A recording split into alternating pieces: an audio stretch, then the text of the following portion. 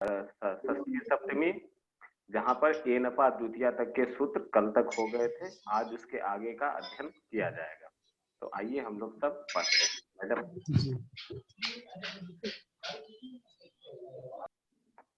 धन्यवाद विभव को भी, और आपका भी इसमें स्वागत है। संयोजक महोदय का स्वागत है और सभी जो भी यहाँ पर उपस्थित छात्र हैं उन सभी का भी स्वागत करते हुए आज के पाठ का हम प्रारंभ करते हैं। तो अब आज का सूत्र है दूरांतिकार्थैः षष्ठी अन्यतरस्याम्। दूरांतिकार्थैः षष्ठी अन्यतरस्याम्। ठीक है, तो यहाँ पर अब हम चलते हैं कि यहाँ पर क्या क्या चीजें होनी चाहिए। तो यह सूत्र जो है, ये सूत्र का क्रम भी क्या है, दूसरे अध्याय के तीसरे पाद में 34 नंबर का हमारा यह सूत्र है। ठीक, तो क्या अर्थ हुआ दूरांतिकार्थैः। इसमें कितने पद हैं दूरांतिकार्थैः षष्ठी अन्यतरस्याम् सूत्र में? कितने पद दिखाई दे रहे हैं? दूरांतिकार्थैः षष्ठी अन्यतरस्याम्। तीन पद थोड़ी ही है, सुबंत सुप्तिङन्तम् पदम होता है ना। कितने पद हैं इसमें? हाँ ठीक है, हाँ 3 है। 3 पद, हाँ ठीक है, क्या क्या है? दूरांतिकार्थे, षष्ठी और अन्यतरस्याम्। बिल्कुल सही। तो दूरांतिकार्थैः षष्ठी अन्यतरस्याम्। अब हम आते हैं इसके पद पे। तो दूर आंतिक अर्थैः, दूर और आंतिक के अर्थों के योग रहने पर, ठीक है। यदि दूर और यहाँ पे जो तृतीय विभक्ति है, कौन सा, यहाँ पे कौन सी विभक्ति है दूरांतिक अर्थ में? तृतीय विभक्ति बहुवचन है ना, तो यहाँ पे तृतीय विभक्ति का अर्थ हो जाएगा योग रहने पर। कार्थै या कार्थई है? कार्थैः। हमने सप्तमी दे दिया है। क्या हमारी किताब में सप्तमी दे दिया है? नहीं, अर्थ ही है, विसर्ग भी है, विसर्ग नहीं दिया होगा। अच्छा, गलती से मिसप्रिंट हो गया होगा। हाँ, हो गया, ठीक है ना। तो दूरांतिकार्थैः, यहाँ पे तृतीय विभक्ति है ना, बहुवचन है ना, तो उसका अर्थ क्या हो जाएगा? योगे। ठीक है, तो दूर आंतिक शब्दानाम योगे किम भवति? षष्ठी विभक्ति ही भवति, षष्ठी विभक्ति होती है। अन्यतरस्याम भी शब्द कहा गया है। अन्यतरस्याम विकल्प से, तो और क्या विभक्ति होगी? तो देखिए यहाँ पे अन्यतरस्याम से पहले, यद्यपि यहाँ पर आपको ये भी दिख रहा होगा, यहाँ पे एक तो तृतीय विभक्ति आ रही है, पंचमी आ रही है और द्वितीय आ रही है ना। किंतु तृतीय के साथ में अन्यतरस्याम का योग बन रहा है, तो तृतीय यदि आती है तो अन्यतरस्याम भी आएगा, उसके साथ द्वितीय और पंचमी, ये सारी की सारी विभक्तियां आने लग जाएंगी। इसीलिए इससे तृतीय का यहाँ पे अनुवृत्ति नहीं होती है। एक बार पुनः बता दिए किस किसकी अनुवृत्ति आ रही है? अनुवृत्ति केवल पंचमी की आ रही है। हाँ, पंचमी की आ रही है, बस केवल और केवल पंचमी की आ रही है। ध्यान से देखें, इसमें अनुवृत्ति किसकी आ रही है? केवल पंचमी की। पंचमी की।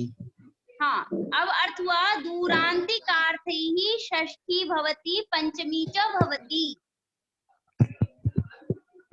ठीक है, अर्थ क्लियर हुआ आपको?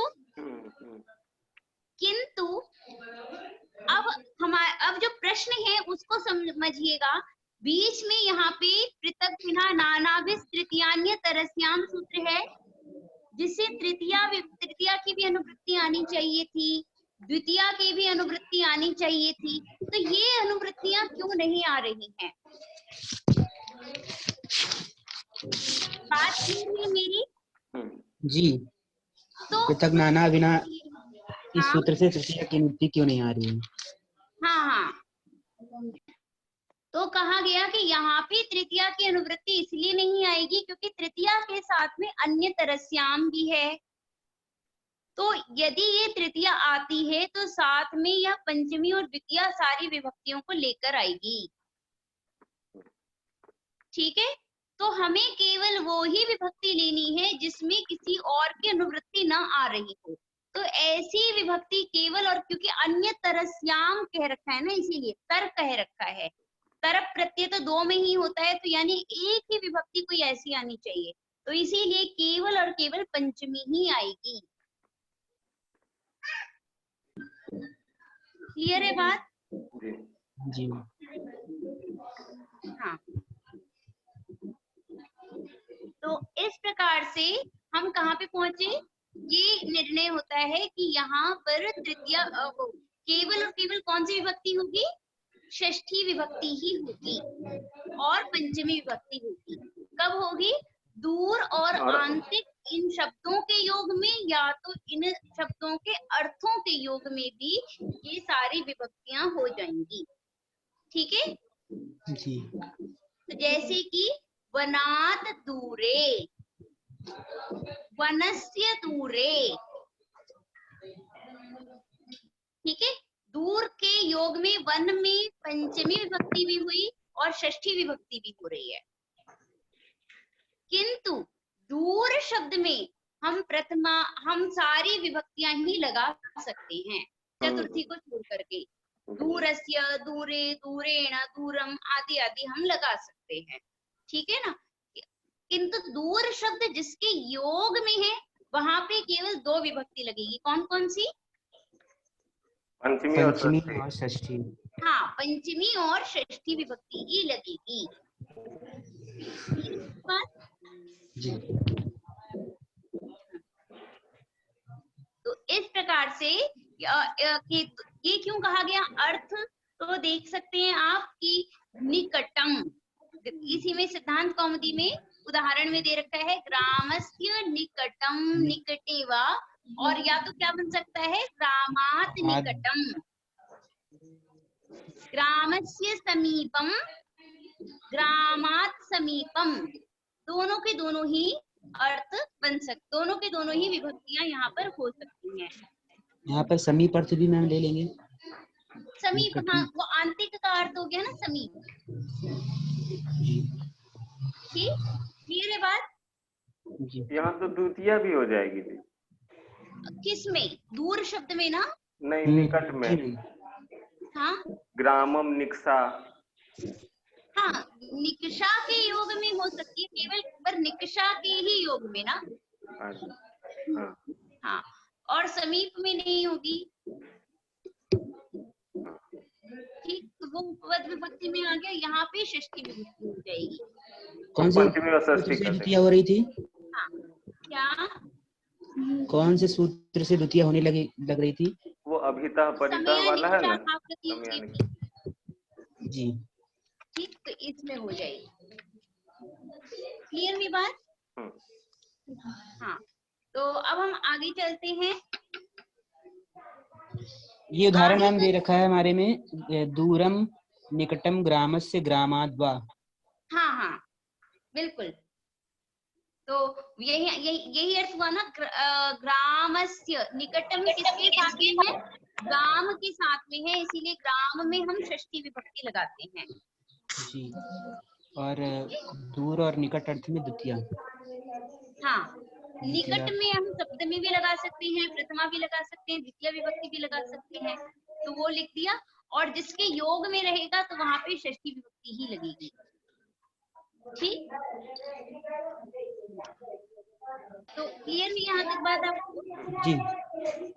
अगला है हमारा सूत्र, यो विदर्थस्य करणी। अच्छा, अब हम इस सूत्र में प्रवेश करने से पहले एक चीज पर पहले चर्चा कर लेते हैं। अब आप लोग एक चीज को पहले समझें कि षष्ठी का विधान करने के लिए, षष्ठी का विधान करने के लिए मात्र हमारे पास दो ही सूत्र हैं।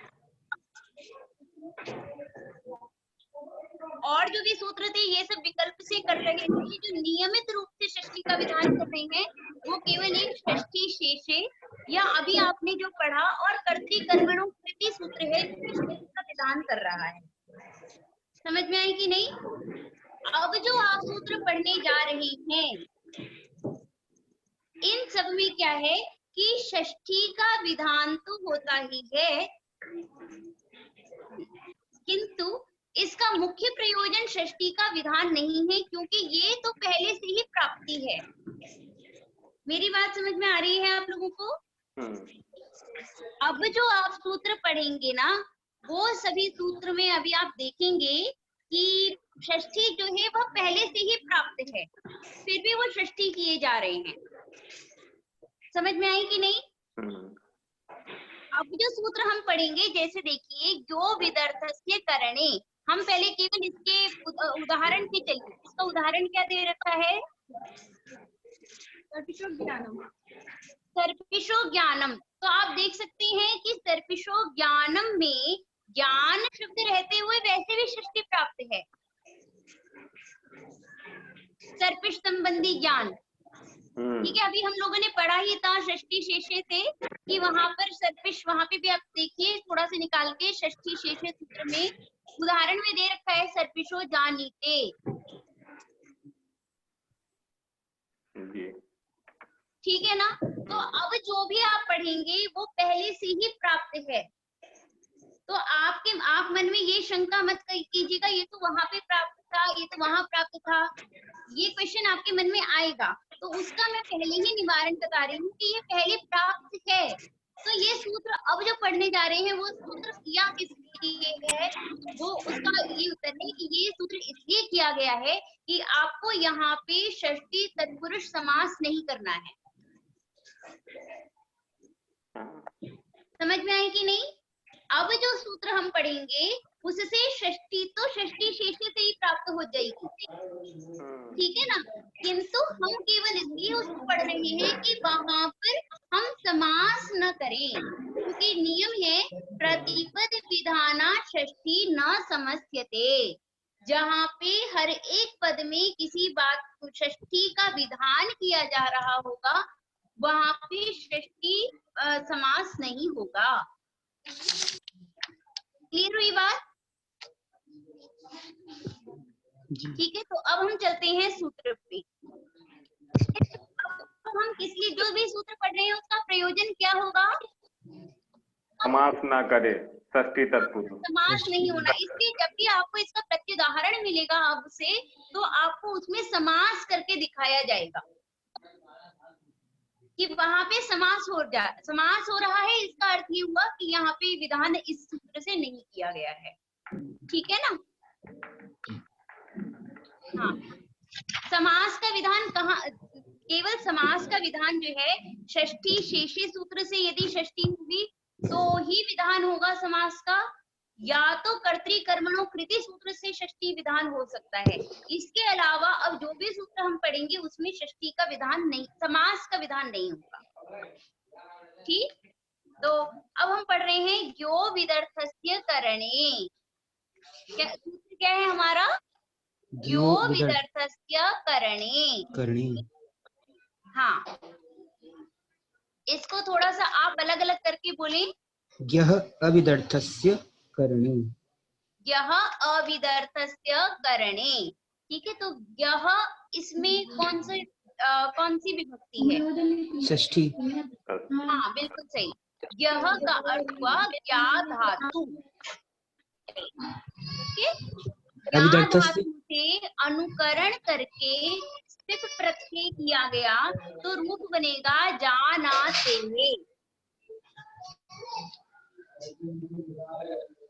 या धातु से जब हम सिर्फ अनुकरण करते हैं, यानी जैसे रूप उसका सिप आदि में चलता है तो जानाते रूप चलता है, उसमें हम सिप प्रत्यय करते हैं धातु सिप से। ठीक है? सिप प्रत्यय करेंगे, फिर हम यहाँ पे इसकी प्रातिपदिक संज्ञा कर देंगे समासार्थ से और षष्ठी विभक्ति लगाएंगे तो हमारा बनेगा जानाते है। समझ में आई? वरना आपके मन में ये प्रश्न उठ सकता है कि जानाते है कैसे बोला गया। जी क्योंकि ये तो जानाति धातु है, धातु से तो धातु रूप बनते हैं। जी जानाति, जानीतः, जानन्ति ऐसा बनना चाहिए था। ये जानाते ही कैसे बना? क्या आप बताएंगे इसमें? कि प्रत्यय करने पर तद्धित समासार से प्रातिपदिक संज्ञा हो जाएगी। कौन सा प्रत्यय किया गया है यहाँ पर? स्टिप, स्टिप। स्टिप।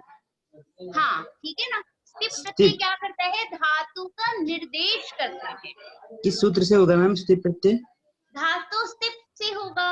ये क्या करता है? धातु का निर्देश अर्थ में स्टिप प्रत्यय होता है, जैसे भवतेरः में है। जी ठीक है। वैसे ही आप एके धत्युत्सु में जाएंगे तो ए धति ऐसा करके रूप बनता है। एके धत्युत्सु, एति, ए धति वहां पर कैसे बनता है? स्टिप प्रत्यय करके। वरना तो रूप बनता है एदते। एद धातु तो आत्मनेपद है ना, परस्मै पद में रूप कैसे दिखाई दे रहा है? तो धातु में स्टिप प्रत्यय किया गया है, इसीलिए वो एदति रूप दिखाया है। ठीक है। वैसे ही यहाँ पर भी स्टिप प्रत्यय किया गया है, तो क्या अर्थ दिखेगा? ज्ञा धातु। समझ में आई? ज्ञा धातु में अविदर्थस्य। अविद का मतलब क्या हुआ? कि ज्ञा धातु का अर्थ विद, ज्ञाने हम लोग पढ़ते हैं। आप लोगों में से कई बच्चे वेद के यदि छात्र हों तो सभी जानते होंगे कि वेद धातु का एक अर्थ ज्ञान भी है। विद ज्ञान है। हाँ, वैसे ही हम यहाँ पे ज्ञान धातु का वह अर्थ लेंगे जो कि ज्ञान अर्थ न हो। विचारने, विचारण अर्थ नहीं लेंगे हम यहाँ पर, जैसे प्रवृत्त होना ऐसा अर्थ ले सकते हैं। ठीक है ना। तो जब हम उसका ये अर्थ नहीं लेंगे, ज्ञान आदि अर्थ नहीं लेंगे। एक तो विद सत्ता धातु भी है क्या? लेकिन यहाँ विद पर सत्ता विद धातु से मतलब नहीं है, यहाँ पे ज्ञा धातु लेनी है। क्या लिखे? ज्ञः, ज्ञा धातु का जब अविदर्थ रहे, अविद मतलब कि विद अर्थ न रहे तब। मतलब ज्ञा धातु का अर्थ जहाँ पर ज्ञान न हो। हाँ बिल्कुल सही। ज्ञा धातु का जहाँ पे ज्ञान अर्थ नहीं होगा। तो क्या ज्ञा धातु ज्ञान से अतिरिक्त अर्थ में भी प्रवृत्त हो सकता है? हाँ बिल्कुल है, उसका और भी अर्थ है, जैसे प्रवृत्त होना। ठीक है ना। तो वहां पर हम षष्ठी विभक्ति का प्रयोग करेंगे। इसीलिए देखिए इसके आपके सिद्धांत कौमुदी में, सिद्धांत कौमुदी यदि आपके पास है यदि नहीं है तो आप यहाँ देखिए है। तो आप यहाँ पे देख सकते हैं क्या लिखा है? जानाते अज्ञानार्थस्य करणे शेषत्वेन विवक्षिते षष्ठी स्यात्। ठीक। तो ये क्या बता रहा है? अज्ञानार्थ मतलब क्या हुआ? अविदर्थस्य। ठीक है। करणे, उसके करण में, कहाँ होगी? करण में होगी। ठीक है ना। हाँ करण में। यो विदर्थस्य करणे कहा गया, तो करण में कब होगी? यहाँ पे जो भी अब आप सूत्र पढ़ रहे हैं वो सभी के सभी सूत्र षष्ठी शेषे सूत्र के बाद पठित हैं। है ना? बिल्कुल। तो षष्ठी शेषे के बाद पठित होने के कारण यहाँ पर क्या हो जाएगा? षष्ठी और शेषे इन दोनों की अनुवृत्ति आ जाएगी। ठीक। ये देखिएगा यहाँ पे सूत्र में, आप देखिए ये जो संख्या है, आप ये षष्ठी शेषे के बाद आपका ये जो विदर्थस्य करणे सूत्र है। ठीक है ना। देखा कि नहीं आपने? तो यहाँ पे षष्ठी, हाँ, तो ये षष्ठी और शेषे दोनों के दोनों का अक्षर वर्ण जो है वह कृष्ण वर्ण है, काले वर्ण में है ना यह। तो जो भी यहाँ पे अष्टाध्यायी में आपको काले वर्ण में दिख रहे हैं वह सब स्वरित हैं। ठीक है। स्वरित का क्या प्रयोजन होता है? कि उनकी अनुवृत्ति जाती है नीचे। स्वरितेन अधिकारः।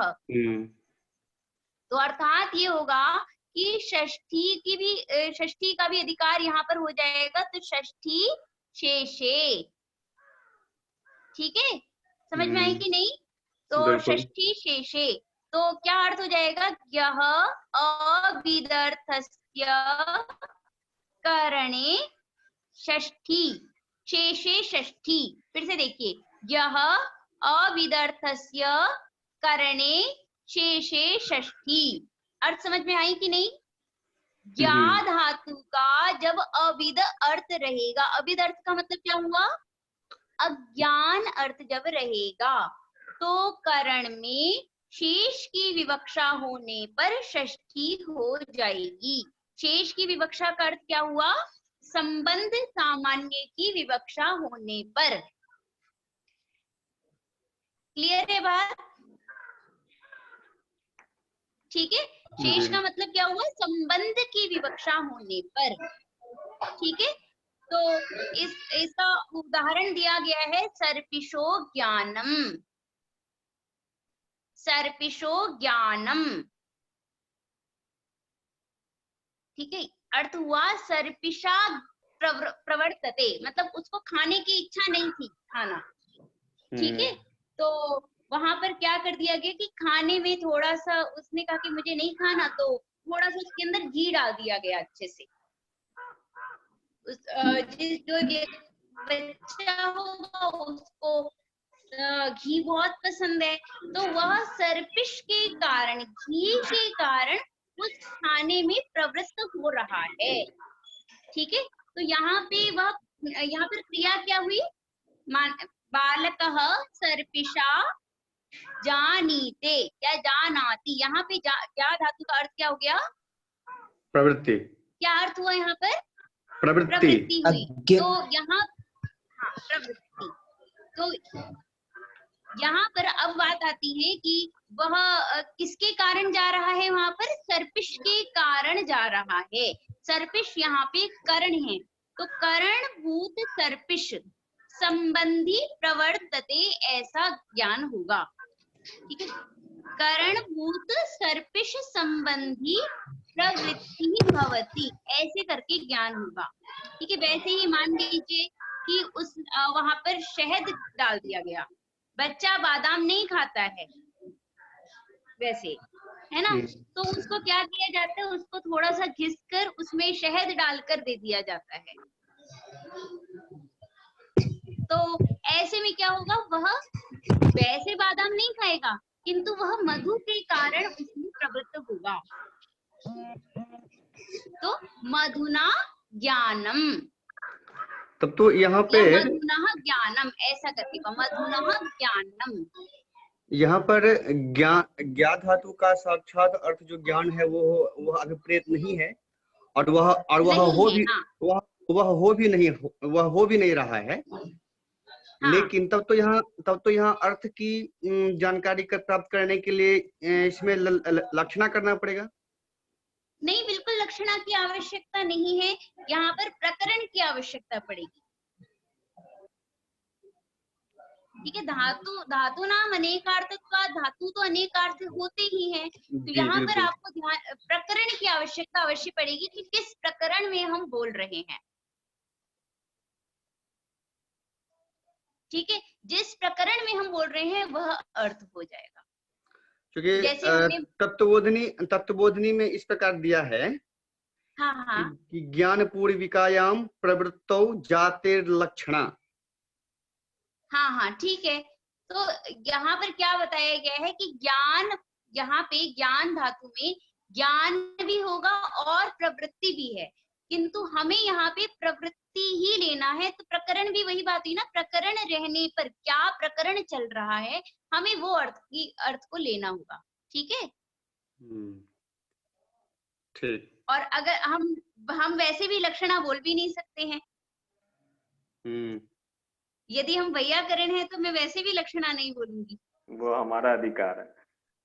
हाँ, तो और हमें आवश्यकता भी नहीं है यहाँ पर बोलने की। ठीक है, यहाँ पर प्रकरण से काम चल रहा है, मैं किस संबंध में बात कर रही हूँ वहां से हमें लेना है। ठीक है,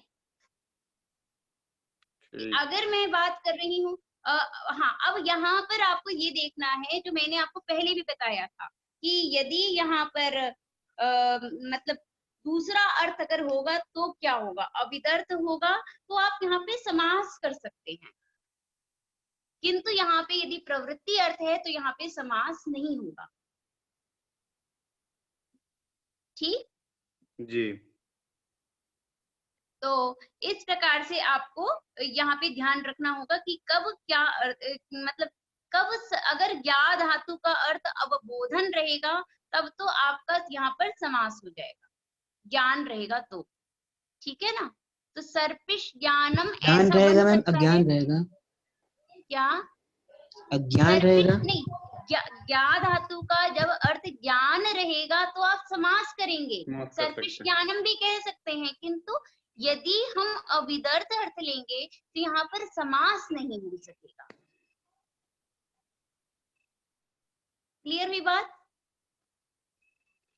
जी जी। इसीलिए इस सूत्र को किया गया है, क्योंकि एक वार्तिक भी है, प्रतिपद विधाना षष्ठी न समस्यते। ठीक है, प्रतिपद का विधान होने पर मतलब हर एक पद का, जहां पद को लेकर के जहां षष्ठी का विधान होगा वहां पर षष्ठी तत्पुरुष समास नहीं होगा। ठीक, क्लियर है बात? जी। कोई यहाँ तक कोई दिक्कत? नहीं। आगे चलते हैं हम लोग, आगे चलें।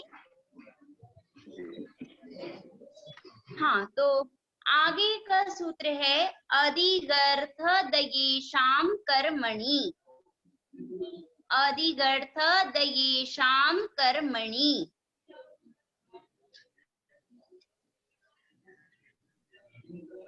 कितने पद हैं? 2 पद है। कौन कौन से? अधिगर्थ दयेशाम और कर्मणि। हाँ बिल्कुल सही, अधिगर्थ दयेशाम है एक पद कर्मणि। और दूसरा है कर्मणि।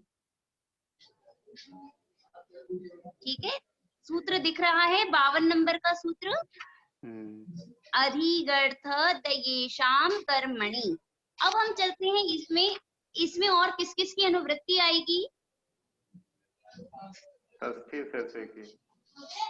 हाँ, षष्ठी और शेषे की। तो अब क्या अर्थ बन जाएगा?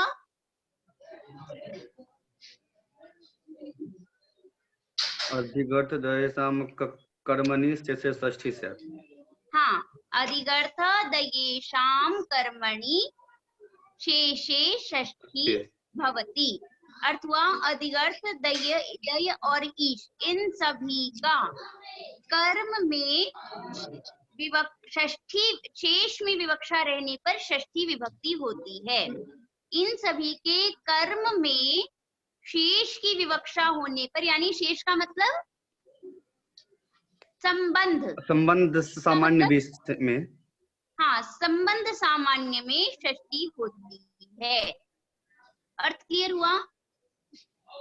अब हम चलते हैं इसके एक एक पद पर। अधिगर्थ दयेशाम, थोड़ा सा इसको आप लोग विच्छेद करके बोलेंगे। अधिगर्थ को विच्छेद करें। अधिगर्थ दयेशाम, अधिक अर्थ दयेशाम। नहीं, वैसे अधिगर्थ एक ही में होगा। नहीं ऐसा नहीं होगा। अधिगर्थ, अधि इक अर्थ, क्या बोलेंगे? अधि इक अर्थ, क्या होगा इसका? अधि इक अर्थ। हाँ ठीक, तो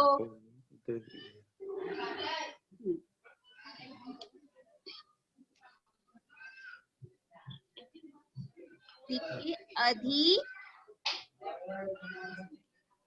एक और दूसरा क्या हुआ? अर्थ हुआ। अर्थ, ठीक है, यहाँ पे आपको ध्यान रखना है, ये इक जो है वह क्या है? धातु है। ठीक, तो जी। अधि के साथ में इक रहेगा और उस अर्थों में,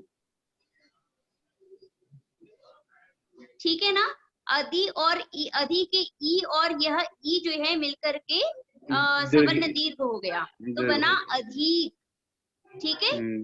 और क के बाद अ है, यहाँ पे झलाम जशु अंत्य सूत्र से जस्ट हो गया, क को ग हो गया, तृतीय विभक्ति, तृतीय वर्ण, अधिगर्थ बना, ठीक है। इतनी बात क्लियर हुई आपको? जी। हाँ, तो यहाँ पे अब देखते हैं कि ये जो है अधि इक में जो इक है यह ऐसा क्यों कहा गया है? तो इक का मतलब क्या होता है? स्मरण होता है, ठीक है। यहाँ पे यह जो की क है, ये ककार जो है ये बताता है सूत्र में, अधिक में ये जो क है, क बताएगा कि यहाँ पे हम ना तो ईंग धातु लेंगे और न ही हम इन धातु ले सकते हैं, ठीक है। और इक के साथ में ये जो अधि उपसर्ग है, अधि उपसर्ग से ये पता चलता है कि हम यहाँ पर इन धातु नहीं लेंगे। इक में ये जो क अनुबंध दिया गया है, इससे पता चल रहा है कि हम इंग धातु भी नहीं लेंगे। यह जो इक है यह अधि के साथ ही बोला जाता है, ठीक है। तो हमारा अर्थ क्या बनेगा?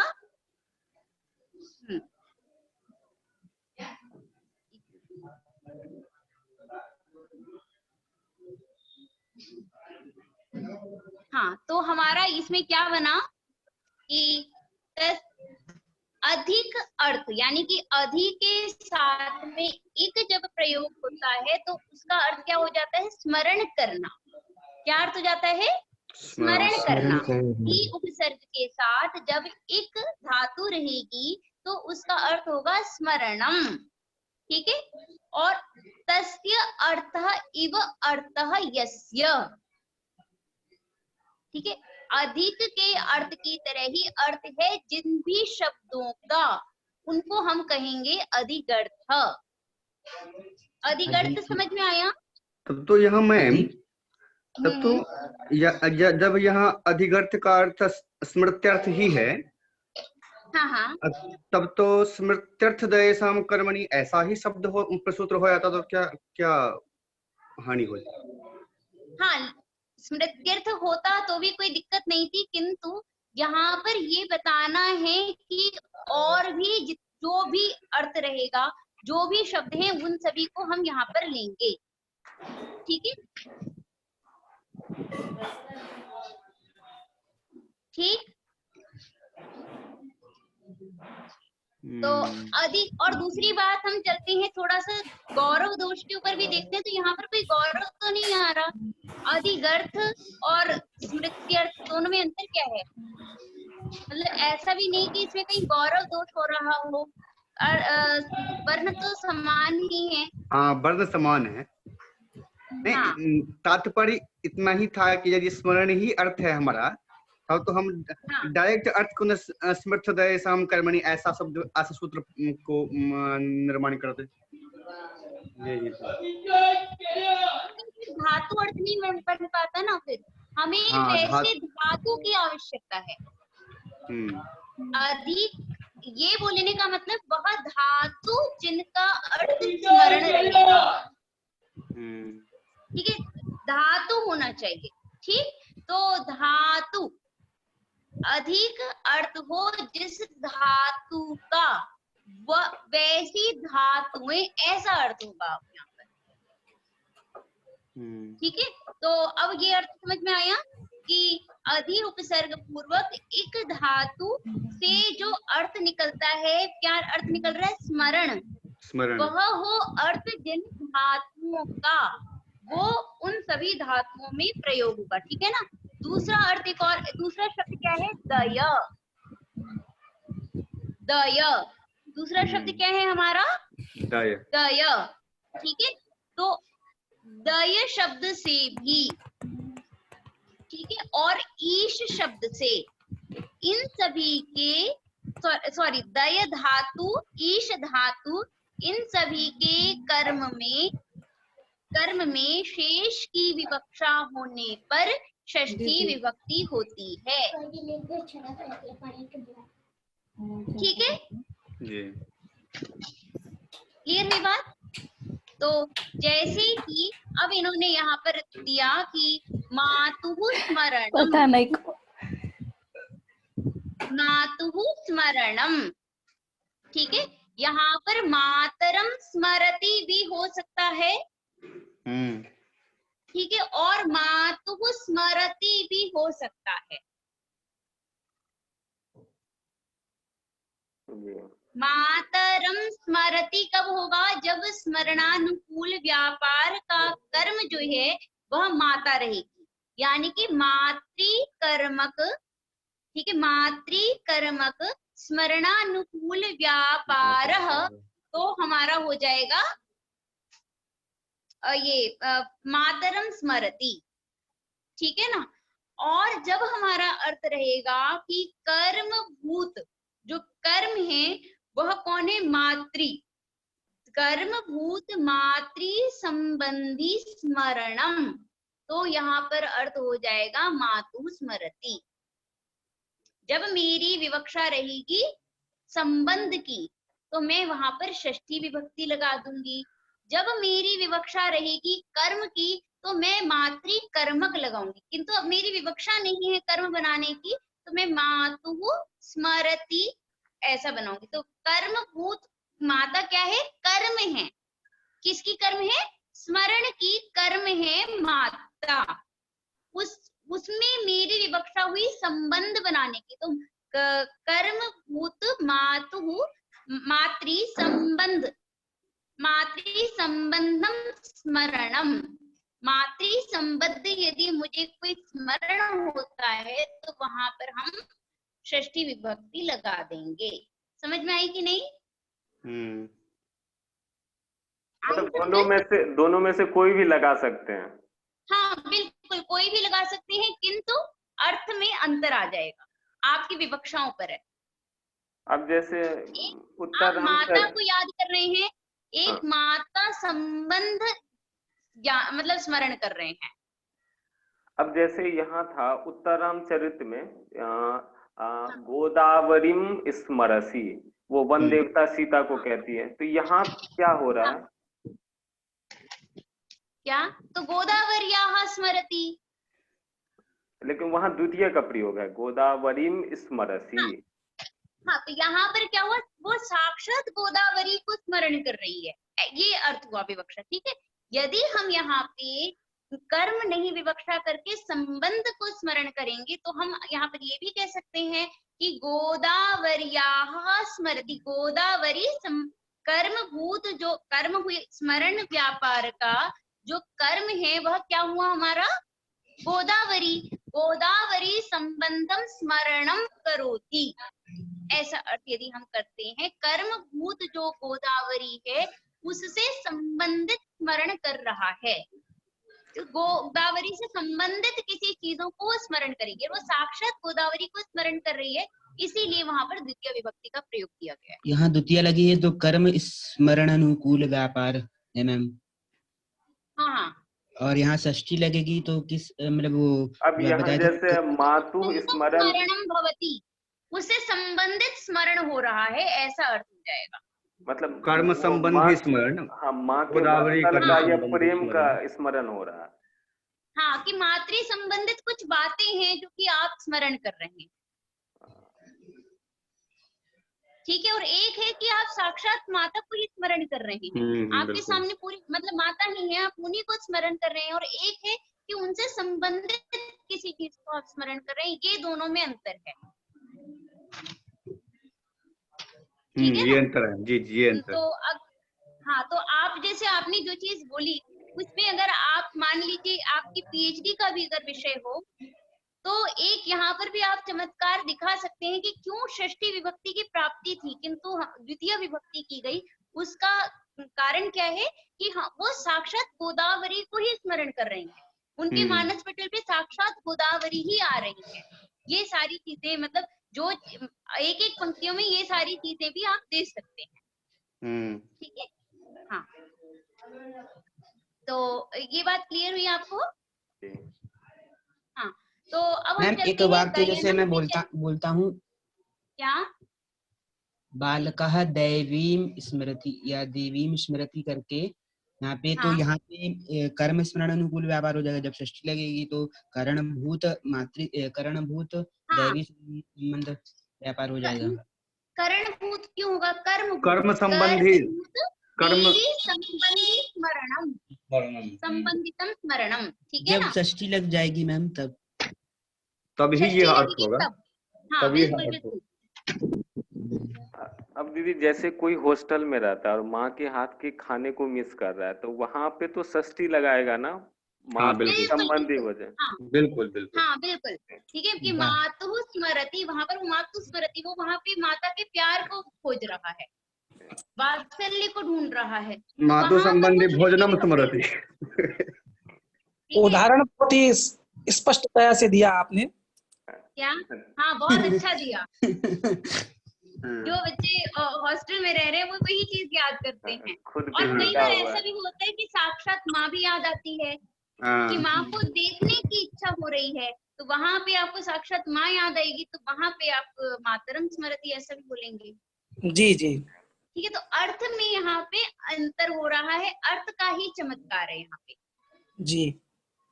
ठीक है, हाँ अगला हम चलते हैं दय। यहाँ पे तीन चीजें दे रखी है सर। एक तो स्मरण हुआ अधिगर्थ, जैसे मातुर अध्येति स्मरण के लिए हम एक धातु के साथ में बना सकते हैं, मातरम अध्येति मातु अध्येति वा। ठीक है, दोनों के दोनों बनेगा। अब हम चलते हैं दय धातु पे। दय धातु जो है वह आत्मनेय पद है, और यहाँ इसका अर्थ क्या होता है दय धातु का? दया करना, है ना? आपने देखा ही होगा। तो दय धातु के वैसे जो है चार अर्थ हैं, पांच अर्थ हैं। क्या है? तो दान है, चार है सॉरी, दान, गति, रक्षण और हिंसा। दान, गति, रक्षण और हिंसा।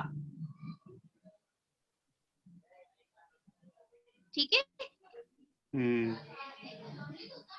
वैसे जो दया है प्रायः करके जिसमें हम प्रयोग करते हैं जिस दया शब्द की, तो उसका क्या अर्थ है? उसका अर्थ ये है कि हम दूसरे के दुख को अपहरण करने की इच्छा रखते हैं। ठीक है, किसी के को हमने दुख देखा तो उसको हम दुख से दूर करने की इच्छा रखने को ही हम दया कहते हैं। ठीक है, तो इसके लिए कहा भी गया है बाल मनोरमा में, दुखात वियोजयितुम इच्छति इति दया। दुखात वियोजयितुम मतलब दुख से उसको दूर करने की इच्छा रखता है तो दया करता है। ठीक है, तो ऐसे करके दया शब्द है, किंतु यहाँ पे हम दान अर्थ में प्रयोग कर रहे हैं, तो सर्पिशो दयनम, सर्पिशो दयनम। शोदयनम। हाँ, तो यहाँ पे आप देख सकते हैं सर्पिशः दयते, ऐसा है। ठीक है, सर्पिशः दयते। तो हम यहाँ पे सर्पिंशी दयते, सर्पिश दयते नपुंसक लेंगे इसीलिए, और सर्पिशो दयते भी बना सकते हैं। ठीक है ना, सर्पिश सर्पिः दयते भी बनेगा और सर्पिशो दयते भी बनेगा। अर्थ में बस क्या अंतर रहेगा वो आप बताइए।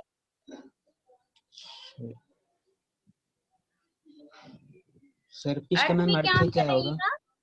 हाँ, सर्पिश दयते जब बनेगा तो क्या अर्थ होगा?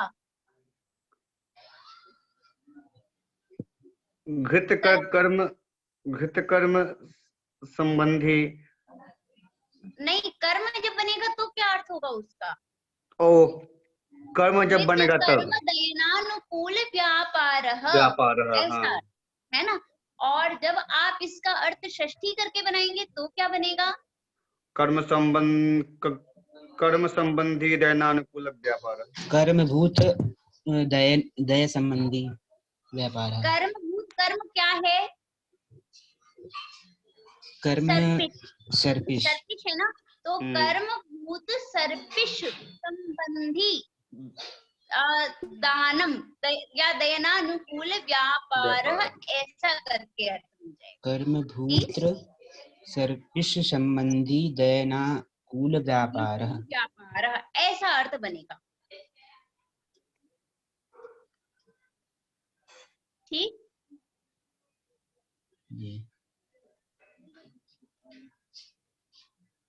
अगला है हमारा ईशनम। ईशनम जी। ईशनम का अर्थ भी यही है कि जितना है उतना डालना,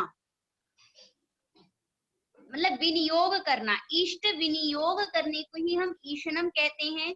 तो यहाँ पर भी आप देख सकते हैं कि हम दो रूप बना सकते हैं, सर्पिशा इष्टे, या हम ऐसा भी बना सकते हैं कि सर्पिश इष्टे। ठीक है, तो एक में हो जाएगा सर्पिश कर्म बन जाएगा, और सर्पिशा इष्टे में सर्पिश संबंधी, तो कर्मभूत सर्पिश संबंधी ईशनानुकूल व्यापार, ऐसा करके बन जाएगा। और जब हम कर्म बनाएंगे तो ईशा भिन्न कर्मक, बाद जब हम कर्म बनाएंगे तो कर्म को हमें बाद में बताना है। ईशा भिन्न कर्मक क्या कर रहे हैं हम? ईशनानुकूल व्यापार, ऐसा करके होगा। मैम इसका अर्थ क्या होगा, थोड़ा बता दीजिए। एक में होगा कि मैं घी डाल रही हूँ, मतलब ये खास तौर से जैसे हवन में हमने घी का विनियोग किया, ठीक है, और एक का हुआ घी संबंधी मैं कुछ विनियोग कर रही हूँ, घी संबंधी में, हाँ, कुछ मंत्र आदि घी से संबंधित विनियोग करना, और एक हुआ घी को विनियोग करना। सर्पिशा इष्टे और सर्पिश, सर्पिश इष्टे, दोनों के दोनों बन जाएगा, या सर्पिंशी इष्टे। ठीक है जी मैम, जी मैम। तो यहाँ पे भी मैंने आपको पहले भी बताया था, इस सूत्र में भी पहले से ही षष्ठी प्राप्त है, षष्ठी शेषे सूत्र से ही। आप जब चाहे शेष की विवक्षा करके वैसे ही षष्ठी कर सकते थे, किंतु ये सूत्र इसीलिए किया गया है कि समास के नियम के लिए, समास में निषेध हो जाए, उसके लिए यह सूत्र किया गया है। ठीक है मैम, इसको इस पर थोड़ा मतलब कि ये घट नहीं रहा है, ये कि हमारे समझ नहीं आ रही है।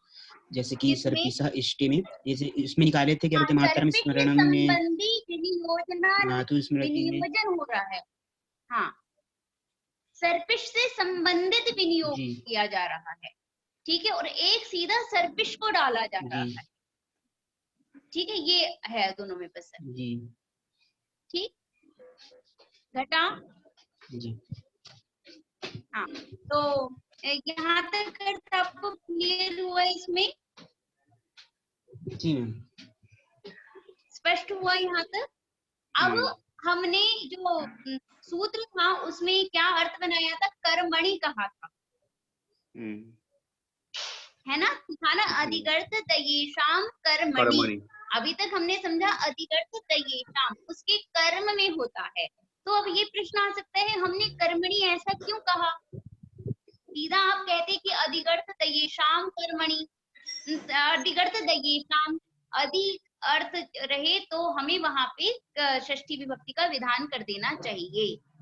ठीक है, तो जैसे कि यहाँ पे आप ये मान सकते हैं कि वो माता के गुणों को स्मरण करता है। ठीक है, तो या गुण यहाँ, या फिर मान लीजिए जब हम कर्ता कहेंगे तो वहां पे भी षष्ठी विभक्ति होने लग जाएगी, इसीलिए यहाँ पर हमने कर्मणि कहा कि कर्म में ही हमें षष्ठी करनी है। ठीक है, समझ में आई कि नहीं? बिल्कुल। हाँ, तो यहाँ पे कर्ता में न होने लग जाए, इसीलिए हम यहाँ पे हमने क्या किया कि षष्ठी विभक्ति का विधान किया, कर्म में ही षष्ठी होगी। अगर अगर यहाँ पर मतलब अगर हम कर्म को भी लेते हैं सूत्र से, अगर हम कर्म नहीं कहते हैं तो यहाँ कर्ण में भी हो सकता है। हाँ, लेकिन जैसे मातु गुण स्मृति में हो सकता है, मातृ गुण स्मृति इसमें हो सकता है। लेकिन अगर हम कर्म भी लेते हैं तब भी तो मातृ संबंधी गुण का ही स्मरण हो रहा है। हाँ बिल्कुल बिल्कुल हो रहा है, तभी तो गुण का लेकिन ही ये हुआ। आपकी विवक्षा है ना, हाँ विवक्षा है। ये भी अच्छा, हाँ ये भी अच्छा। हाँ, क्योंकि हाँ, कारक जो है वह पूरा विवक्षाधीन है। यहाँ पे जब आप इसको करण लेकर के करेंगे तो आप यहाँ पे षष्ठी विभक्ति का विधान नहीं करेंगे। हाँ, यदि यह कर्म होता तो षष्ठी का विधान हो जाता। बिल्कुल। ठीक है, ये है अंतर। तो आगे हम चलते हैं। या फिर अब देखिए यहाँ पर तो षष्ठी मतलब मातरम गुण ही, यानी कि गुण में हेतु है, हेतु होने के कारण वह स्मृत यहाँ पर हो गया। ठीक है, और कर्म तो हमारा मातरम ही है बिल्कुल इस जो प्रस्तुत वाक्य है उसमें। ठीक है ना, तो जी, आगे चले हम लोग। जी। कहा गया कि हमने शेषे ऐसा क्यों कहा। ठीक है, तो जैसे मातरम स्मृति मेरी विवक्षा नहीं है करने की षष्ठी विभक्ति, तो हम षष्ठी विभक्ति यहाँ पर नहीं करेंगे। ठीक है, जैसे जहाँ मैं वैसे भी बता रही, जहाँ विवक्षा नहीं है आप कर्मणि द्वितीया कीजिए, कर्म बनाइए, और जहाँ विवक्षा है संबंध बनाना है, हम यहाँ पे साक्षात माता को स्मरण कर रहे हैं। जहाँ मातृ संबंधित किसी बातों को स्मरण करेंगे वहां पे हम षष्ठी विभक्ति का विधान कर देंगे। ठीक, बिल्कुल। हाँ, तो यहाँ तक क्लियर हुआ इस प्रकार से यह सूत्र। जी, आगे वाले सूत्र पे चलें। जी, क्रियः प्रतियत्ने, क्रियः प्रतियत्ने।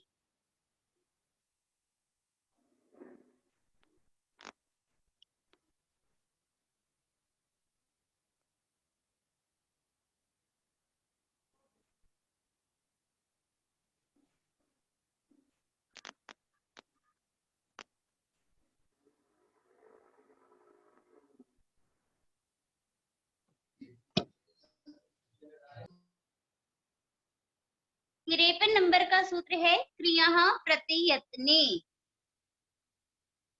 ठीक है, इसके अंदर किस किस की अनुवृत्ति आएगी, यहाँ पर देखिए काले काले अक्षर में क्या क्या दिया गया है, जैसे ऊपर में कर्म का कर्मणि कर्मणि। षष्ठी से। हाँ हाँ, तो अब क्या अर्थ हो जाएगा, क्रियः प्रतियत, क्रियः कर्मणि प्रतियत्ने शेषे षष्ठी।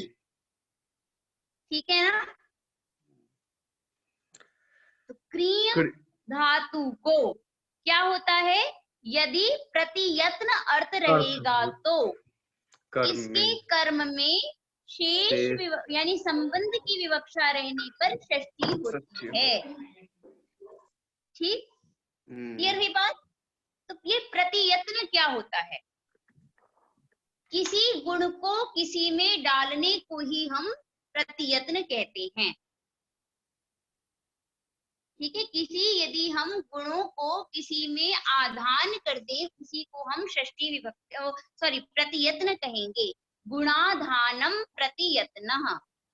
ठीक है, गुण के आधान करने को ही हम प्रतियत्न कहते हैं। देखिए आपके सिद्धांत कौमुदी में हमारे लिखा हुआ भी है, प्रतियत्न गुणाधानम।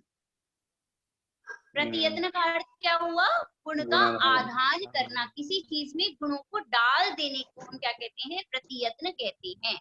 तो क्रिय धातु के कर्म में क्या अर्थ रहे, तो यदि प्रतियत्न यानी कि कोई गुण को डालने वाला अर्थ रहेगा तो हम वहां पे कर्म में षष्ठी विभक्ति कर देंगे शेष की विवक्षा रहने पर। ठीक, तो जैसे कि उदाहरण में दिया हुआ है, एधोदकस्योपस्कुरुते, एध उदकस्य उपस्कुरुते। ठीक है, इसका वैसे अर्थ बनेगा एधः दकम उपस्कुरुते। एधस जो है सकारांत नपुंसकलिंग, एधः दकम दकम मतलब जल को, जलम। उपस्कुरुते वह जल के अंदर जल को साफ करता है। ठीक है, तो एद जो है वह हुआ आपका ईंधन। ठीक है, तो ईंधन जो है वह जल को साफ कर रहा है। तो यहाँ पे आप देख रहे होंगे उपस्कुरुते में क्रिया धातु है। ठीक है, उपस्कुरुते का जो कर्म है वह क्या हुआ हमारा,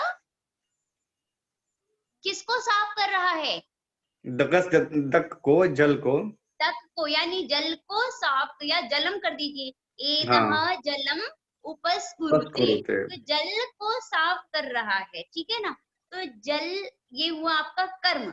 जल में वह प्रत्यत्न अर्थ हुआ उपस्कुरुते का अर्थ, क्योंकि साफ कर रहा है, गुण का आधान कर रहा है। इसीलिए इस जल में यदि आपकी विवक्षा रहेगी तो हम यहाँ पे षष्ठी विभक्ति भी कर देंगे। तो एदह जलस्य उपस्कुरुते अर्थ भी बन जाएगा, शब्द भी बन जाएगा, यह वाक्य भी शुद्ध है। एदह जलम उपस्कुरुते, एदह जलस्य उपस्कुरुते, ये दोनों के दोनों वाक्य शुद्ध हैं। क्लियर हुई बात? कोई दिक्कत तो नहीं? तो इसका शाब्द बोध ऐसे होगा कि कर्म कर्म भू हाँ, बंधक संबंधी हाँ उपस्करणानुकूल व्यापार। हाँ, बिल्कुल सही। ठीक है, तो ऐसा अर्थ हो जाएगा। यदि आप जलम कर देंगे तो वहां पर क्या हो जाएगा कि एदा भिन्न कर्तृकः, हाँ, तो फिर जला भिन्न कर्मक उपस्करणानुकूल व्यापारः, ऐसा करके अर्थ बन जाएगा। ठीक है, और अगर आप नैयायिकों के शरण में जाएंगे तो वहां पर आपका क्या अर्थ बन जाएगा, वहां पे आपका अर्थ बन जाएगा कि जला भिन्न कर्मक उपस्करणानुकूल व्यापाराश्रयः एधः। ठीक है, ऐसा करके आपका अर्थ अलग अलग, इसमें अलग अलग बनेगा। मेन बस ये अर्थ है कि यहाँ पर उदक जो है वह आपका जल हो जाए, वह कर्म बनेगा एक में, और दूसरे हमारे उसमें संबंध बन जाएगा। ठीक है, ठीक है, क्लियर हुई बात? जी। जैसे कहते हैं सैनिटाइजर कोरोनायाः उपस्कुरुते।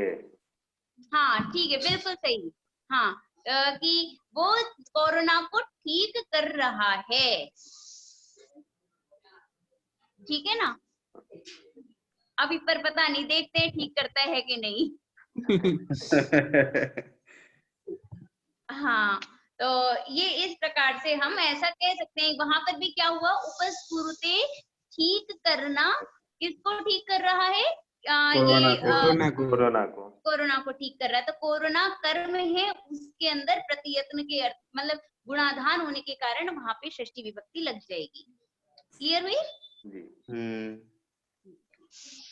अगला सूत्र है, बस 2 सूत्र और आज पढ़ लेते हैं जी। ठीक है, तो एक सूत्र है रुजार्थानाम भाववचनानाम अज्वरेः। रुजार्थानाम भाववचनानाम अज्वरेः। रुजार्थानां भाववचनानां अज्वरेः। हाँ ठीक है, कितने पद हैं यहाँ पर? 3 पद है। 3 पद हैं। कौन कौन से? रुजार्थानां भाववचनानां ज्वरे अज्वरेः।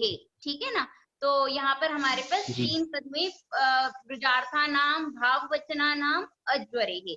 अब हम एक एक पद पे चलते हैं कि रुजार्थ का मतलब क्या हुआ। बिल्कुल जैसे अभी हम पहले लगा रहे थे वैसे ही लगेगा। जी अभी तक हमने क्या किया था, हर जगह कर्म में शेष की विवक्षा होने पर षष्ठी विभक्ति लगा रहे थे।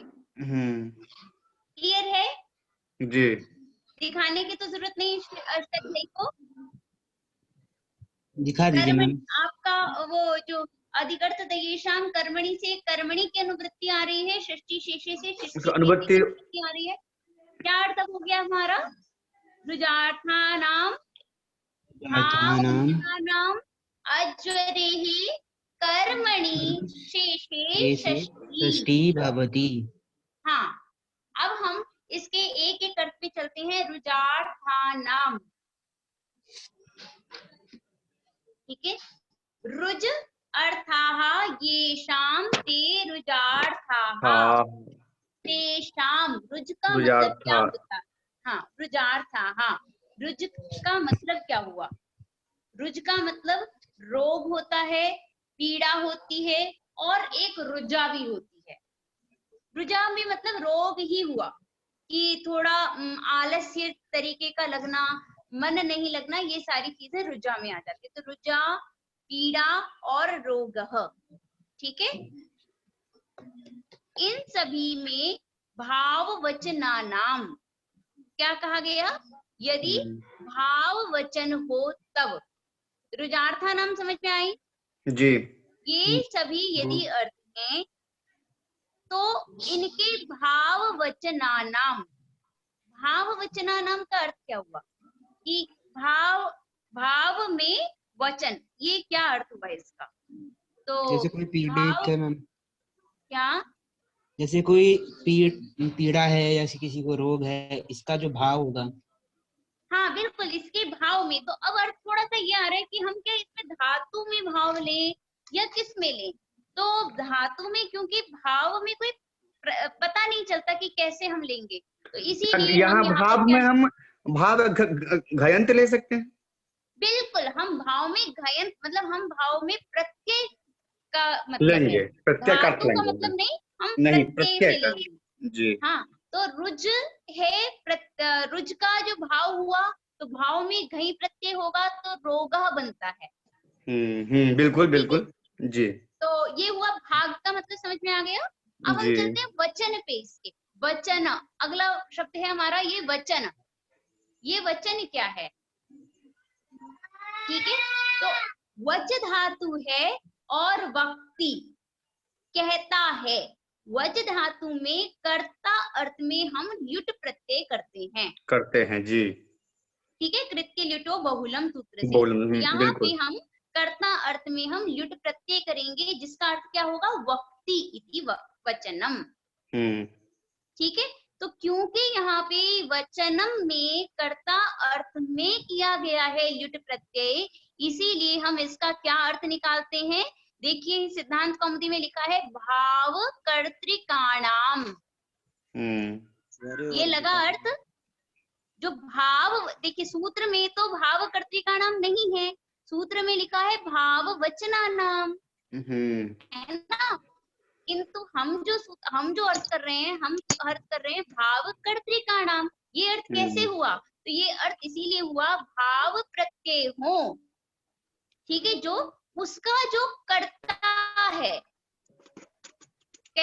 वह, और वो क्या होना चाहिए? वो कर्तृक होना चाहिए। समझ में आई कि नहीं? यहाँ पे भाव वचना नाम में वक्ति इति वचनम ल्युट प्रत्यय कर्ता अर्थ में किया गया है, इसीलिए उसको कर्ता बोल दिया गया।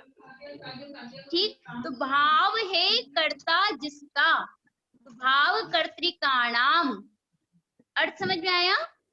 अगला है ज्वरी वर्जितानाम। ज्वर को छोड़ करके, किंतु ज्वर को छोड़ करके। आप इसी ज्वरी के साथ में अगला वार्तिक में भी लिखा हुआ है अज्वरी संताप्यो रीति वाच्यम। तो ज्वरी को और संतापी, ज्वर और संताप इन दोनों को छोड़ करके, बुखार और संताप, ठीक है, इन दो शब्दों को छोड़ करके क्या ज्वर से भिन्न अर्थ में ये दोनों ही अर्थ में होगा, ज्वर हो या संताप हो। तो रुजार्थानाम, रुज अर्थ के कर्म में शेष मतलब संबंध की विवक्षा रहने पर षष्ठी विभक्ति होती है। मैम यहाँ पर तो, यहाँ तो कर्तृकर्म, यहाँ तो कर्ता और कर्म दोनों में होगा ना? क्या चीज? यहाँ तो हाँ, कर्ता और कर्म दोनों में। नहीं, षष्ठी विभक्ति तो कर्म में ही होगी, ठीक है, किंतु कर्म में षष्ठी कब होगी? जबकि वह भाव वाले कोई प्रत्यय करके और वह कर्ता है तब। लेकिन जब वचन में होगा तब तो कर्ता में हो जाएगा। वचन का मतलब कर्ता हुआ, कर्ता हुआ ना। यदि भाव प्रत्यय कर्ता में हुए हैं, समझ में आई? यदि भाव वाला जो प्रत्यय किया गया है वह कर्ता में है तो समझिए, यहाँ पे तीन आपकी कंडीशन दे रखी है। पहली कंडीशन क्या है? रुजार्थक धातु होनी चाहिए, ठीक है। और जो कर्ता होना चाहिए वो कैसा वाला होना चाहिए? भाव अर्थ में प्रत्यय जिसमें हो ऐसा वाला कर्ता हो। वह जो कर्ता हो उसके अंदर भावार्थक प्रत्यय होना चाहिए, ठीक है। तीसरी कंडीशन है कि ज्वर और संताप ये दो शब्द नहीं होने चाहिए, तो कर्म में षष्ठी विभक्ति होगी शेष की विवक्षा होने पर, संबंध की विवक्षा होने पर। क्लियर हुई बात? ठीक है। अभी तो क्लियर नहीं होगी जब तक कि मैं आपको उदाहरण नहीं दूंगी, है ना। तो हम उदाहरण पे चलते हैं थोड़ा सा। जैसे अब हम दो उदाहरण ले रहे हैं। एक है चौरस्य रुजति रोगः, चौरस्य रुजति रोगः, ठीक है। यहाँ पे आपकी धातु क्या है? रुज धातु है, रुजति है, ठीक है ना। इसी का जो भाव है, भाव में घई प्रत्यय करके क्या बना है आपका? रोग बना है, रोगः बना है, ठीक है। तो एक रोगः क्या है आपका? कर्ता है जिसके अंदर भाव में प्रत्यय हुआ था, ठीक है। तो इसलिए रोग कर्ता रहने पर, ठीक, और रुजार्थक धातु भी है, तो ऐसे में जो कर्म है चोरम रुजति, इसके कर्म में ही हम षष्ठी विभक्ति कर देंगे। रोगः चौरम रुजति ऐसा रहने पर इसके कर्म में यदि शेष की विवक्षा होगी तो हम षष्ठी विभक्ति भी कर सकते हैं। तो रोगः चौरस्य रुजति ऐसा करके बन जाएगा। क्लियर हुई बात? कोई यहाँ पे दिक्कत? एक बार फिर एक बार इस उदाहरण को फिर से थोड़ा। हाँ देखिए, उदाहरण है हमारा, पहले हम कर्म में देखते हैं क्या उदाहरण बना था। रोगः चौरम रुजति, ठीक है। धातु क्या है हमारा? रुज। रुज, हाँ मतलब क्रिया है हमारी रुजति, ठीक है। और कर्ता क्या है हमारा? रोग। रुजार्थक पहली कंडीशन मिल गई, रुज धातु है। अब हम दूसरी कंडीशन पे चलते हैं कि कर्ता में भाव वाला प्रत्यय हो, तो हमारे पास कर्ता क्या है? रोग। रोग में रुज धातु से ही घई प्रत्यय हुआ है भाव अर्थ में, तो हमारा बनता है रोगः। तो ये भाव प्रत्यय भी है, ठीक है। अब तीसरी कंडीशन हमें देखनी है कि कर्म में, तो रोगः कर्ता हुआ, क्रिया हुई हमारी रुजति, तो इसका कर्म कौन है हमारा? कर्म कौन हुआ? चौर हुआ ना। तो चौरम, इसमें हम षष्ठी विभक्ति कर लेंगे। क्या हुआ विभव? समझ में नहीं आ रहा। देखो हमने क्रिया क्या ली यहाँ पर, हमें तीन चीज देखनी है। पहली क्रिया देखना है तो वह रुजार्थक होना चाहिए, हाँ, क्रिया, ठीक है। दूसरा हमें देखना है कि कर्ता जो हो उसके अंदर भाव वचन वाले भावार्थक प्रत्यय होने चाहिए, ठीक है। और तीसरी चीज हमें देखनी है अब उसमें कर्म क्या है, तो उसमें षष्ठी विभक्ति कर सकते हैं, ठीक है। तो जैसे भी मैंने बताया था, रोगः चौरम रुजति, यहाँ पे क्रिया क्या हुई हमारी? रुजन क्रिया हुई। कौन कौन कौन रुज कर रहा है? कौन मतलब उसको कम कर रहा है, पीड़ा दे रहा है? रोग दे रहा है, रोग दे रहा है। रोगः रुजति, रोग करता हुआ, रोग जो करता है उसके अंदर घई प्रत्यय है भाव अर्थ में, तो भाव प्रत्यय वाला कर्ता मिल गया आपको? मिल गया। अब हमें क्या करना है? इसके कर्म को देखना है। इसका कर्म क्या है? चौर है, चौर है। तो इसमें कर्म में ही आप षष्ठी विभक्ति कर लेंगे। और यहाँ कर्म भी जो है भाव में ही है। हाँ ये भी भाव में है, लेकिन कर्म भी भाव में घय प्रत्यय हुआ है, चूर धातु से घय प्रत्यय। चौरः शीलम अस्य, हाँ, ठीक है। किंतु यहाँ अब इसमें की आवश्यकता नहीं है, मतलब हमें बस ध्यान रखना है कर्म कुछ भी हो सकता है, कोई दिक्कत नहीं है। तो तब तो यहाँ पर कर्ता में भी सृष्टि होनी चाहिए ना। कर्ता में क्यों सृष्टि होगी? कर्ता में सृष्टि नहीं होगी। कर्मणि कह रखा है ना, अधिगर्थ तयेषाम कर्मणि, क्या कह रहे? कर्मणि, तो कर्म में होगी। हाँ हाँ, लेकिन यहाँ रुयार्थानाम भाववचनानाम मज्वरे जो वचन जो कह रहा है, हाँ, तो इससे तो कर्ता में सृष्टि होगी ना। नहीं, वचन का मतलब मैंने क्या बताया था? वक्ति, वचनम का मतलब हुआ यहाँ पर वक्ति, कर्ता। हाँ। तो ये क्या बता रहे? भाव प्रत्यय, भाव वाला प्रत्यय है जिस कर्ता का। ये अर्थ समझ में आ गई कि नहीं? भाव कर्तृकाणाम, ऐसा अर्थ बन रहा है। भाव है कर्ता, भाव प्रत्यय है कर्ता जिस वाक्य में, ठीक है, उसके कर्म में षष्ठी विभक्ति हो जाएगी। अच्छा, चोर में होगी षष्ठी, यही ना? हाँ। कर्म में ही होगी षष्ठी। बस आपको क्या देखना है? कर्ता भाव प्रत्यय वाला होना चाहिए। ठीक है, रोगो चौरस्य रुजति। हाँ, ठीक है। ऐसे ही दूसरा एक और उदाहरण देखते हैं, आप बताइएगा थोड़ा सा इसमें। मैं वाक्य बोल रही हूँ कर्म में, ठीक है ना? तो हम बोलते हैं आमयः चौरम अमयति, आमयः चौरम अमयति। सिंपल है, आमयः चौरस्य अमयति। क्या? चौरस्य, हाँ। ठीक है। तो इस प्रकार से आपको इसमें करना है, ठीक। तो अब कहा गया इसमें कि ऐसे ही प्रश्न ये हुआ कि यहाँ पे आपने रुजार्था नाम क्यों कहा? रुजार्था नाम कहने की क्या आवश्यकता थी? पहले तो थोड़ा सा हम इसमें चल लेते हैं कि ये भी सूत्र केवल समास के निषेध करने के लिए किया गया है। मैंने आपको बताया था ज्वर को छोड़ करके और संताप को छोड़ करके।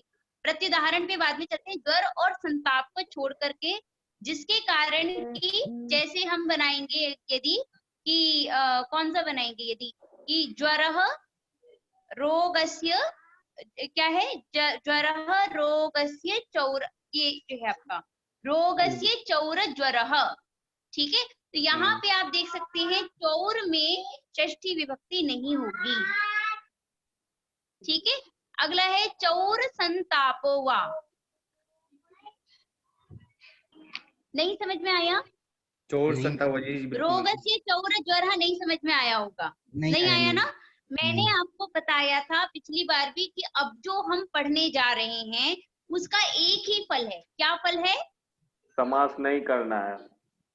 हाँ, समास नहीं होगा। तो जो अभी हम पढ़ रहे थे कि जो हमने पढ़ा चौरस्य रुजति रोग, ये पहले भी सिद्ध होना था अभी तक जो पढ़ चुके थे, लेकिन अब जो आपने पढ़ा है इसके द्वारा सिद्ध ये हो रहा है। अब आप पढ़ ये रहे हो कि आप चौर रुजा नहीं बना सकते। समझ में आई? हम पढ़ ये नहीं रहे कि चौरस्य रुजति होगा कि नहीं होगा, ये तो हमें पता ही है कि पहले हम षष्ठी शेषे से भी कर सकते हैं इतना। समझ में आई? किंतु ये सूत्र पढ़ करके हम यहाँ पहुंचते हैं कि हम यहाँ पे चौर रुजा नहीं बना सकते। ठीक है, समझ में आई कि नहीं? हाँ। किंतु अब आप देख सकते हैं कि जो उदाहरण है अज्वरे का, उसके अंदर क्या उदाहरण दे रखा है? चौरस्य रोग, चौरस्य चौर ज्वरः, रोगस्य चौर ज्वरः। यहाँ पे चौर के साथ ज्वर के साथ में समास हो गया है, जो हम वैसे नहीं कर सकते थे, ठीक है। उसी प्रकार से चौर संतापो वा, चौर और संताप में भी हमने समास किया है, ठीक है, जो कि समास की प्राप्ति नहीं थी। क्लियर है? अब एक प्रश्न यहाँ पर ये आता है कि हमने रुजार्था नाम ऐसा क्यों कहा? रुजार्था नाम कहने की क्या आवश्यकता थी? रुज धातु, रुज अगर अर्थ और किसी धातु का हो तो उसके साथ भी जो है सो हाँ तो आपने नहीं करते, हम सीधा कहते भाव वचना नाम अज्वरे है, ऐसा कर देते तो क्या होता? तब तो रुज का रोग अर्थ नहीं होता ना। हाँ तो जैसे कि उदाहरण में हाँ, बोलो। उदाहरण हम इसके रोग भिन्न कोई भी उदाहरण ले सकते हैं, कोई भी धातु हाँ अगर ऐसा जैसे हो कि तो। देखिए, अब मैं उदाहरण दे रही हूँ, दूं तो जी। जैसे कि आनंदः, आनंदः जीवंतम नरम एति, ठीक है। तो आनंद जो है, आनंद जो है वह व्यक्ति को 100 वर्षों तक जीवित रख सकता है, ऐसा अर्थ हुआ, ठीक है। तो यहाँ पे एति ये अर्थ है, ठीक है ना। यहाँ पे क्योंकि रुज अर्थ नहीं, पीड़ादायक वाला अर्थ नहीं दे रखा है, इसीलिए यहाँ पर षष्ठी विभक्ति जीवंतम में नहीं होगी, जीवतः नहीं करेंगे आप, ठीक है। समझ में आई कि नहीं? जी। ऐसे ही कहा गया कि अच्छा ठीक है, आपने भाव वचना नाम ऐसा क्यों कहा कि भाव में ही हो, ऐसा करता हो तो ही हम ऐसा करेंगे, ऐसा क्यों? तो जैसे कि एक उदाहरण है, नदी कूलानी रुजती, नदी जो है वह तीर को छेदन करती है, मतलब वह तीर को भेद करके निकल जाती है। तो यहाँ पे रुज धातु का अर्थ क्योंकि पीड़ा आदि नहीं है इसीलिए, और भाव में नदी करता नहीं है, यहाँ पे जो करता है उसमें भाव प्रत्यय नहीं है, नदी शब्द में भाव प्रत्यय नहीं है, इसीलिए यहाँ पर नहीं है, ठीक है। बात समझ में आ गई कि नहीं? तो आज की क्लास को हम ऐसा करते हैं, यहीं पर ही रहने देते हैं जी। ठीक है। तो तो इसका ज्यादा हो जाएगा। शब्द बोध तो यह हो जाएगा किसका? जैसे मतलब ये जो अभी जो बनाए हैं कि रोगः चोरस्य रुजति, हाँ हाँ बिल्कुल बोलिए। तो इसका शब्द बोध तो यह हो जाएगा कि कर्म भूत रोग संबंधी, रोग कर्म संबंधी भूत नहीं, चौर संबंधी। हाँ रोग हाँ कर्म भूत चौर संबंधी। पहले आप रोग से शुरू कीजिए, रोग से शुरू कीजिए। रोगा भिन्नैक कर्तृकः, रोगा भिन्नैक कर्तृक, रोग कर्तृक सीधे कर देंगे, रोग कर्तृकम चौर संबंधी जयानुकूल व्यापार। कर्मभूत बनाना जरूरी है, कर्म है वह और उसको हमने संबंधी बनाया है, कर्मीभूत चौर संबंधी रुजनानुकूल व्यापार, ऐसा करके, ठीक। फिर एक बार फिर से बोलिए, रोग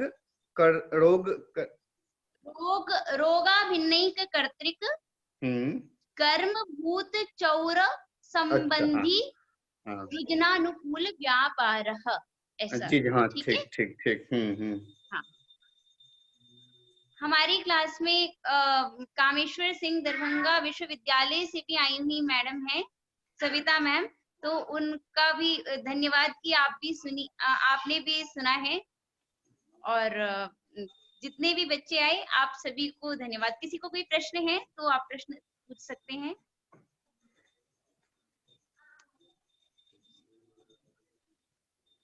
प्रश्न है क्या किसी को पूछना? अब अध्ययन के बाद प्रश्न पूछा जाएगा। हाँ बिल्कुल, मनन करके प्रश्न पूछा जाएगा, अध्ययन ही नहीं, अब मनन करके प्रश्न करें। जी ठीक है, तो प्रणाम। बहुत बढ़िया रही क्लास आज की करेंगे कक्षा। इतने ही बजे, ठीक, थैंक यू। ठीक है, वो शायद कहीं और है, आप खुद ही कर लेते हैं लीव।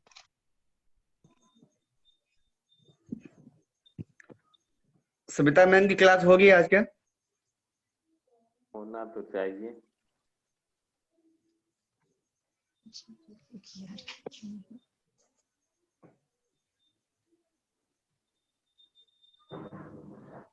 एखन औरो क्लास सब ये भाई जी, चलो 3 बजे है ना? हाँ 3 बजे ना। हाँ 3 बजे हेते क्लास। हाँ हेते चलो। भोजन भात कह लिया, ठीक है। ठीक ठीक ठीक। चलो ठीक है, जय। ठीक।